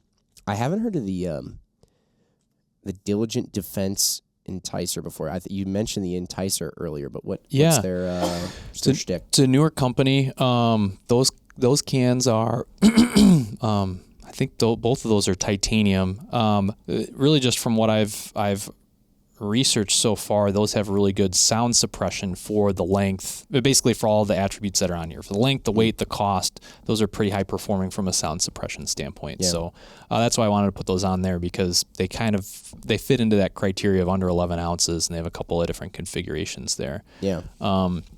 Another one was, I think it's on the heavier side, but I did put the long configuration. I think the short configuration is underneath that. It's Otter Creek Labs. I've heard of theirs. Yeah, Andrew's doing a lot of cool stuff over there. Their Hydrogen L is a titanium can in the long configuration. That's about 12 and a half ounces, but that's not bad. But the short configuration is, I want to say, considerably lighter. Let me pull it up real quick. I mean, this thing with the muzzle. The Otter Creek Hydrogen S? Is that on the list? It's on the list. Oh, all right. 7 inches, 9.3. There you go. There it is. Okay, so I did think ahead and put that on. So those are kind of in a similar vein to the Diligent Defense Enticers, where it's a newer company, kind of smaller company, but doing some cool things with designs and materials and things like that. So I've heard good things about Otter Creek before. I was curious about maybe getting one of theirs. I've got the Polonium K. It's a 5.56 can if you want to shoot that and try it out. That'd be cool. Yeah. Yep. I do need to get a couple more 223 cans. Every time I set out to go get another 223 can, I get a 30 cal can. Why? Because I am like, maybe I'll shoot it on. Because he doesn't like rules and restrictions. I don't like rules. So I'd like to go through my suppressor purchase journey and kind of compare it to yours, because it seems like we've arrived at different like endpoints, or similar but different. So could be. First can that I got, well, as I mentioned, the guys got for me. First can that I bought after that, I was like, I want something that I can move around. I've got this 9mm can, but it's got restrictions on, like, basically I can't put it on an AR. I can't put it on a bolt gun. So I wanted to look at something else. And so I was doing a bunch of research and landed on that Helios titanium. Yeah. From CGS. And wow, when you look at it up close, you can see that it's been 3D printed. Yeah. It's kind of cool. And so I was like, wow, there's a lot of cool technology in that can. It's 3D printed. We talked about earlier, it's like, well, just spend the money because you're not going to be able to, there's really no resale market for it. It's going to be kind of a lifetime ownership, and I'm planning on passing it down in the future as well. And so it's like, okay, I guess I can stomach the high price tag for it. And I was like, okay, well, I'll have this can. It'll be a can I can move around from my bolt guns to my gas guns, my ARs, all kinds of different stuff. Yeah. So then I buy it, and I'm like, this is pretty sweet, but it's overboard for my ARs. And it's like, so I should probably look at something for that too. So basically what I've gone from is like buying a can that's a dual can that can move around. You talked about that earlier on some of the modular cans, like the 360 through bores, where I can move it around to different platforms. And then it's like, well, now I want to have stuff that's optimized per platform. And I think eventually probably where I will go when I have enough means to do so will be, well, I'm probably just going to have a can for most gun individually, or at least a much smaller subsection of guns. Yeah. And so that's kind of what drove me down the 5.56 route with that Otter Creek. And it's interesting that the poloniums are actually bored for 6mm, so you could do it on like a 6-arc as well, which is kind of nice. See, that changes a lot. That's one of the other reasons why I got it for a 6-arc gas gun. But so it's kind of interesting where I started where I was thinking I was just going to buy one can, so I want to have something that's very versatile to eventually, to where I'm at now where it's like more kind of cartridge specific, and eventually I think it'll probably be individual rifle specific. I'm curious if you've kind of gone down a similar path or if it's been different. It's been all over the place, because when I started out, I actually selected a can for each gun that I had. Okay, interesting. That was when I had a manageable amount of guns. Mm-hmm.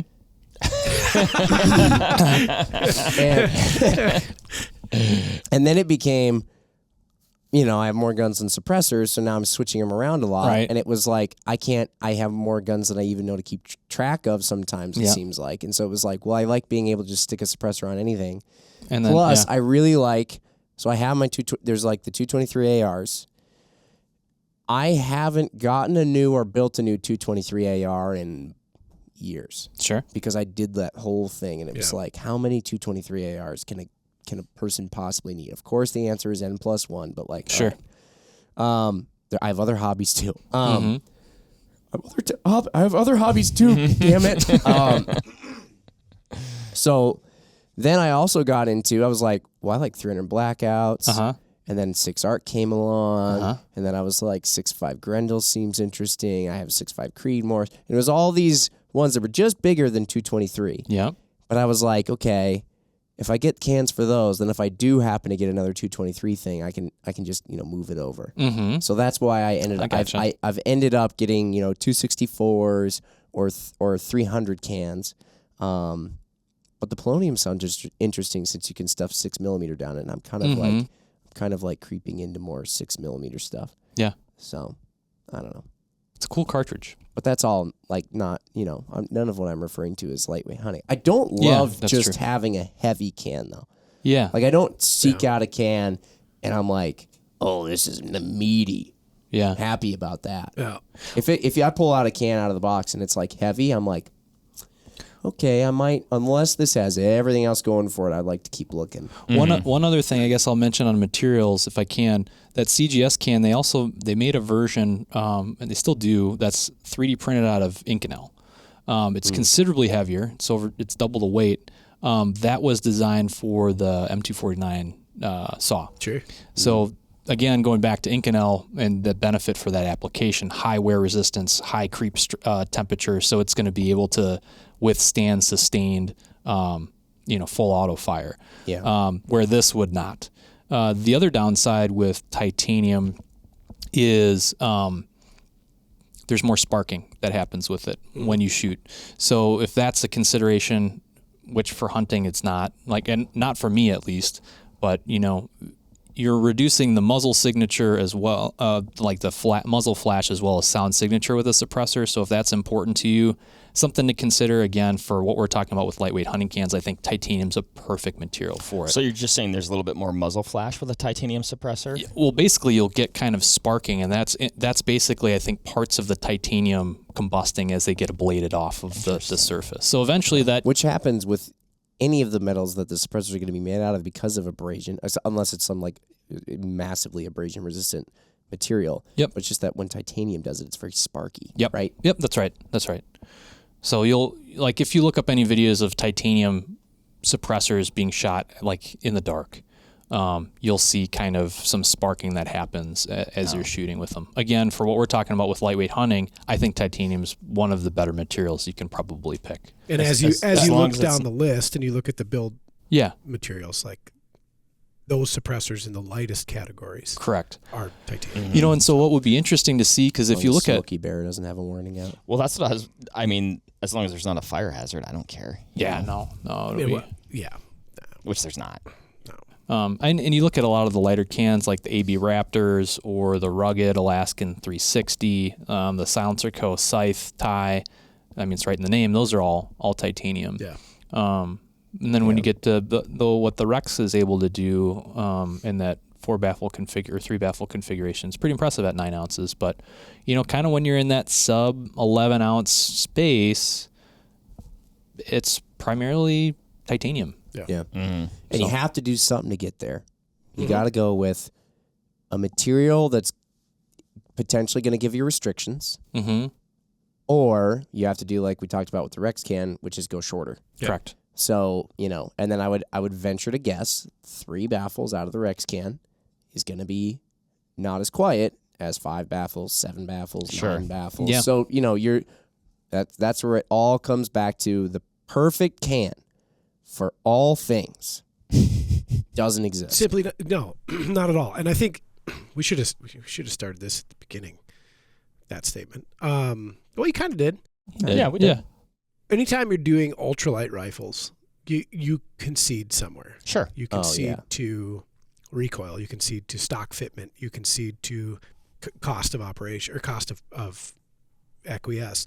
And there's a lot of things that aren't great about an ultralight rifle in the first place from like a shootability standpoint. And the same thing is kind of true for suppressors. Yes, I understand. I am heavily invested in the Zenith suppressors now. I'm not slapping that on an M249 saw and going to town.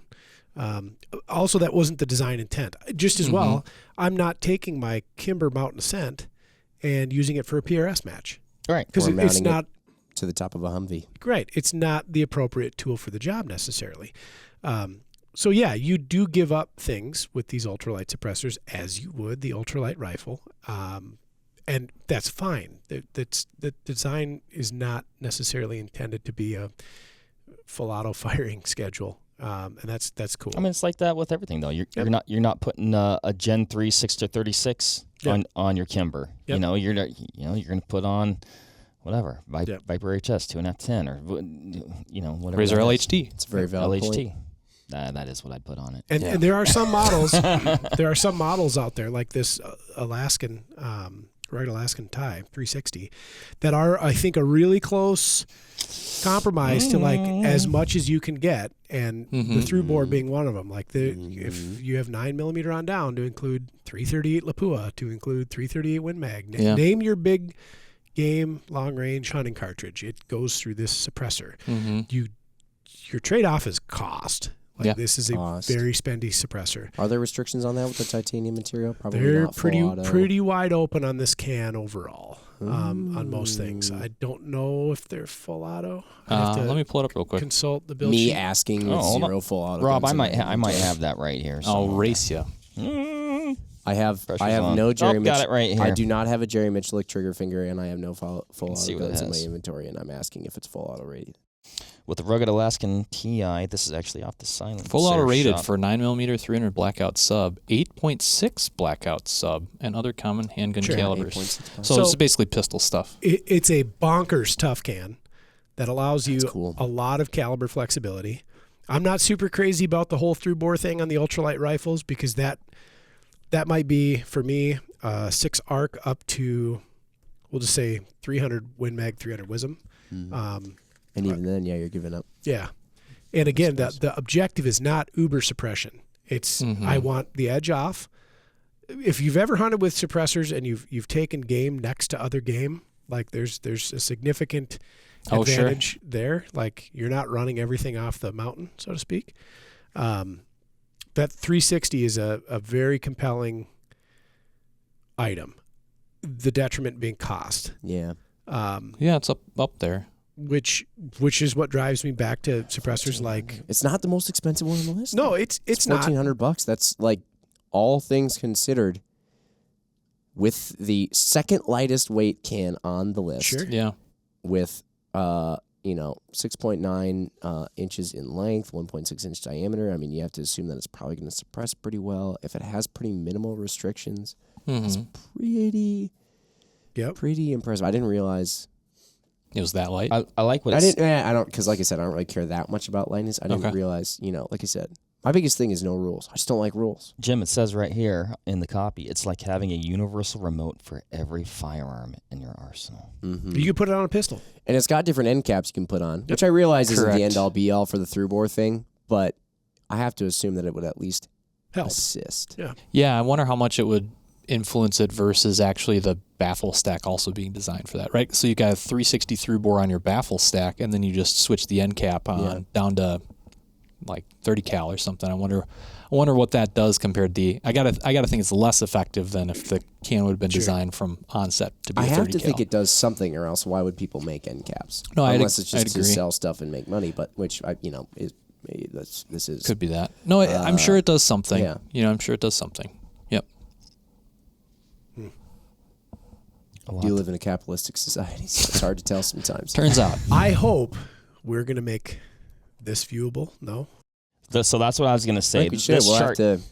when I was going radio silent there a handful of times, I was just like, diving into Rob's chart here. So yeah, I think we can include this in So in this some capacity. And we can put it up because this for, is a very for handy tool. other people to suggest suppressors to add to our list, because this isn't all encompassing, but there's a lot on here. And it was interesting. I searched out there for this, and obviously I didn't find it, so that's why I built it.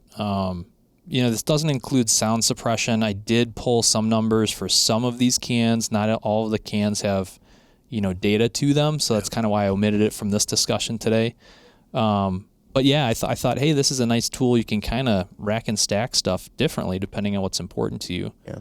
There's that one website that talks a lot about suppression for all the different suppressors that they test. What's it called again? Pew Science. Pew Science. Yeah. Wonderful tool. Yeah. Those guys have put together a lot of outstanding information. I commend them for putting together all that information, but I guess at the end of the day, I do adhere to the mindset of like, if I haven't damaged my hearing and my ears aren't ringing, it's more like a light switch for me. It's not like a dimmer switch. For me, it's like if I am pleased after the shot and not, like hurting or whatever, then it did its job. Sure. Well, and it's interesting how they set up their scale. It's like kind of application driven. So, a couple of shots in hunting is like, a certain point on the scale, and then eventually is like completely hearing safe. And you can go back to OSHA and find out kind of what those decibel ratings are. Mm-hmm. It's a log scale, so it's a little bit not misleading, but it's not as clear as a linear scale. So it's like you go up 10 points on the sound signature rating, and it's actually way more than 10% more. Like if you went from 100 to 110, it's way more than 10%. But yeah, if as I was looking at things initially, I was like, oh, these sound, as a relative measure, these are cool to look at what the sound ratings are that those guys have put together. What I wish they would have done, and I'm happy to send this over to them if they're listening, is, well, it would have been nice if they looked at those sound ratings and then also added in length and weight and things like that from the drop down, because maybe I want to find the right balance of like Right. sound suppression and length and weight and probably cost. And I'm sure that's kind of a headache to keep the pricing updated. Like the physical dimensions of the cans are not going to change much. So that's an easy day. But the pricing is probably going to fluctuate up and down. And, different dealers might be running sales and not and that sort of thing. But that's one of the things that led me to do this is like I was also overlaying the sound signature reviews on it to see kind of how different things stacked up as well. I like it. This was a cool one. Yeah, A lot of information today. A lot of information. Like you said, Ryan, we'll try and post some of this information. Rob, thanks for doing the pre-work on this. Oh, happy to do it. Yeah, way to go, Rob. I did the print work. Rob did the pre-work. All good. Huge chart guy. Rob also printed 4 copies of this out. That was I requested. Really nice of him. Once I saw his chart, I was like, oh, that's better than what I got. Oh, it's all good. I'm happy to do it. Well, guys, I'm glad you didn't stay quiet for long on this one because, like you said, Ryan, lots of really good information. And 10 likes, Mark finally gets a suppressor. Just 10. That's all we need. Usually I'm like somewhat combative when you say something like that. That makes a lot of sense. Can we set a new date on it? That No, the I don't- entire listening. What if we let Mark set the date? Yeah, No, Mark. it's just- well, all right, Mark. Jim, you know I don't like rules. When's the date? I can't get. He's got me. He's got me there, guys. Should we I'm treat out. this like When's an the date? engagement and a wedding? I was gonna where say, we like when's the plan date? this whole thing out and we've got this like nice reception for him The getting. hard part we is should. Oh for my the gosh, past- we Right should before have a you really said- nice suppression. Not spread. Reception. Excuse me.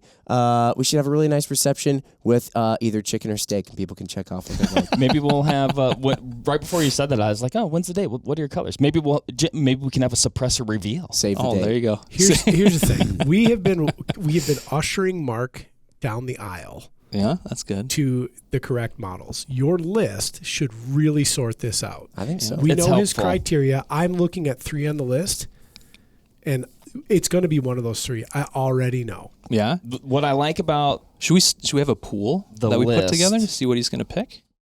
is like Oh, that would be fun. like the 4 or 5 that I've been looking at, Yeah. and even you know why some of it is like I'm looking at this 4 or 5, and they're all equal but a little bit different. Yeah. I think that's what makes it difficult too, because like one, you're a little better here, but you're a little bit, or like at least in my mind, Yeah, right? well, and it's a weird psychological thing too. It's like I don't want to make a bad purchase decision because I'm going to be Yeah. stuck with this thing forever. That's it. And That's none it. of But them then you just are that buy way. another can. That's how you fix it. Buy another can. Mark, I'm looking Rob at is so right. I'm looking at more cans right now. I'm looking at more can. I'm looking at more cans, man. I can do it. I know you Come can. on, man. do You it. buy more cans, man. Bad dude. You know the deal. Oh my gosh. Hey, President-elect for Barack Tobagas. You always get me with that one, Jim. As you can tell out there. All right, guys. Well, thank you for listening. Get a suppressor like I'm going to. So Save your hearing. So you can continue to listen. Yes. And, this is what we No call a subtitles longie needed. at hour 45. This is a longie, but I think well worth the time. So thanks, guys. Like I said, thanks, everybody, for listening. Thank you. We'll catch you on the next one. See ya. Bye. There you have it, folks. Thank you very much for listening. As usual, give this video a like if you liked it, comment something below, and give us a subscribe to the Vortex Nation podcast channel. It would mean a lot to us. Also, why don't you give us a follow over on Instagram while you're at it, at Vortex Nation Podcast. We'd love to hear from you over there, and we'll keep you updated with all kinds of cool photos and videos from our adventures that we do here. Otherwise, we will see you on the next one. Thank you again. Happy hunting and shooting, everybody. Have a good one.